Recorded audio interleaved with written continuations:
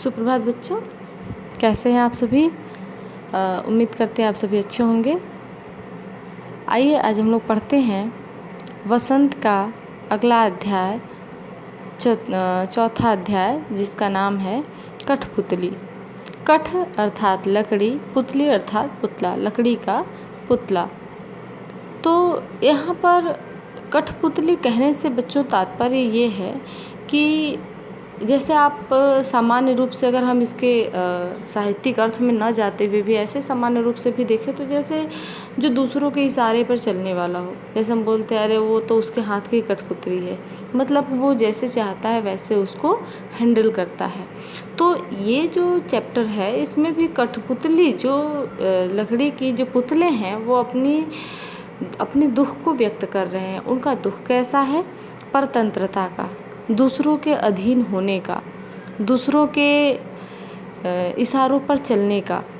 तो कठपुतलियाँ स्वतंत्र होना चाहती हैं, वो पराधीन नहीं रहना चाहती। स्वतंत्रता सबको प्रिय होती है, हम सभी चाहते हैं कि हम स्वतंत्र रहें।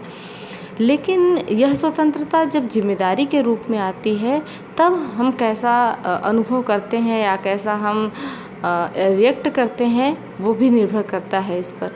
तो कठपुतलियाँ पहले तो स्वतंत्र होना चाहती हैं कि क्यों मुझे इस तरह से जकड़ कर रखा है, क्यों मुझे इस तरह से बांध कर रखा है, क्यों मुझे स्वतंत्र नहीं छोड़ देते, क्यों मुझे खुद के पैरों पे खड़े होने नहीं देते।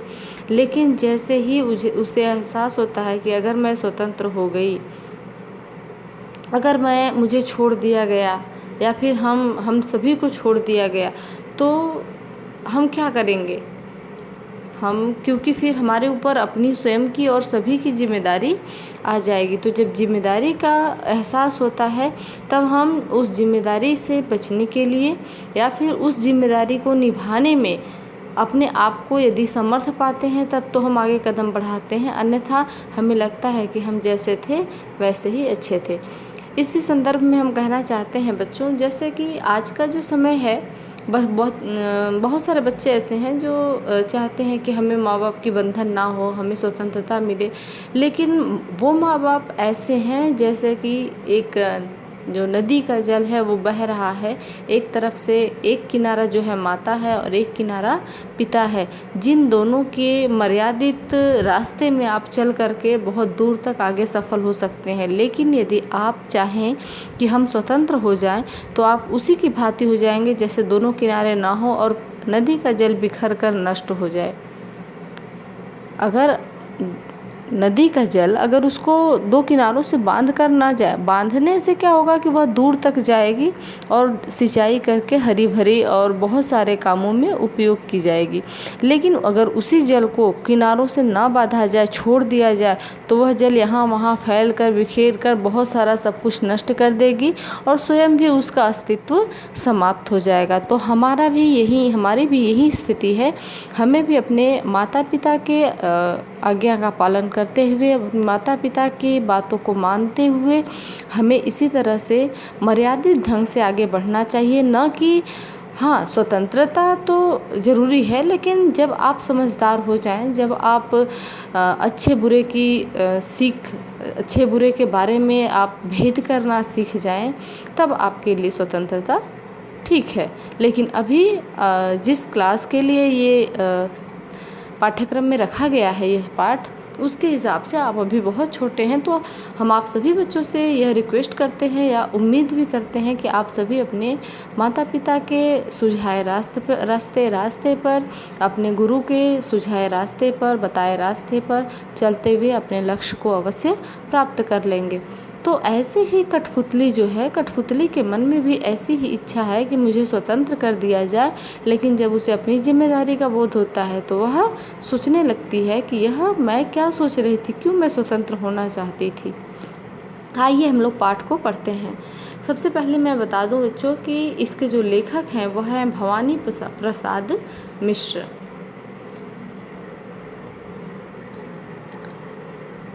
कठपुतली गुस्से से उबली, बोली, ये धागे क्यों हैं मेरे पीछे आगे, इन्हें तोड़ दो, मुझे मेरे पाँव पर छोड़ दो। सुनकर बोली और कठपुतलियाँ कि हाँ, बहुत दिन हुए हमें अपने मन के छंद छुए। मगर पहली कठपुतली सोचने लगी, ये कैसी इच्छा जागी मेरे मन में, ये कैसी इच्छा मेरे मन में जगी। देखिए बच्चों, यहाँ पर कठपुतली बोल रही है, छोटा सा चैप्टर है, ठीक है। तो कठपुतली गुस्से से उबली, वह बहुत गुस्से में आई। गुस्सा किस चीज़ का था? परतंत्रता का, अधीनता का, दूसरों के अधीन होने का। तो कठपुतली गुस्से से उबली, गुस्से से उबलना मतलब बहुत अधिक क्रोधित होना। बोली, ये धागे क्यों हैं मेरे पीछे आगे। ये जो धागे हैं, आप देख रहे होंगे चित्र में किस तरह से वो धागे से बंधी हुई है।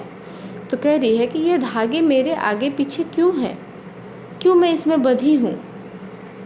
बच्चों, मैं इसी संदर्भ में कहना चाहती हूँ कि ये जो धागे हैं, ये वर्तमान समय में जो हमारे नियम कानून, रूल रेगुलेशंस, जो धर्म है, जो आस्था है, जो नियम है, जो सामाजिक व्यवस्था है, उसी का प्रतीक है। हमें ये करना चाहिए, हमें ये नहीं करना चाहिए, हमें इसके हिसाब से चलना चाहिए, यह सामाजिक मान्यता है, यह सही है।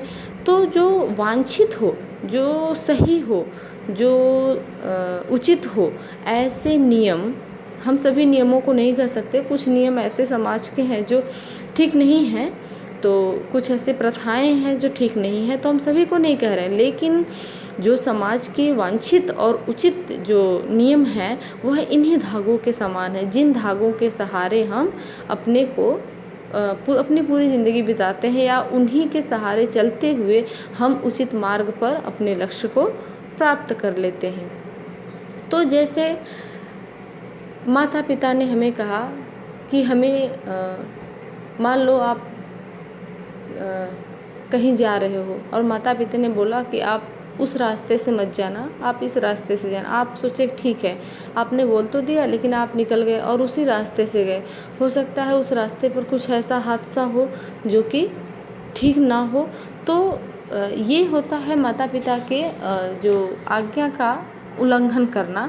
तो ये हमने एक एक्सीडेंट का एग्ज़ाम्पल दिया, लेकिन बच्चों ये जो एग्ज़ाम्पल है, ये जीवन के लक्ष्य के बारे में है। जैसे अगर आपको कहा जाता है पढ़ो पढ़ो और आप नहीं पढ़ते हो, आप शिक्षा ग्रहण, उचित शिक्षा नहीं ग्रहण करते, या फिर ठीक से अपने करियर पर ध्यान नहीं देते, माता पिता कहते रह जाते हैं, आप उस चीज़ को नहीं मानते। लेकिन यह समय जब बीत जाता है, जब आप अपने एजुकेशन को पूरा कर रहे होते हैं, उस समय आपको एहसास होता है, और तब आप अपने लक्ष्य को पाने में कुछ ही कदम दूर रह जाते हैं और उससे वंचित हो जाते हैं। तब आपको अपने माता पिता के वचनों का बहुत ही आप उसको बहुत ही रिग्रेट करते हैं।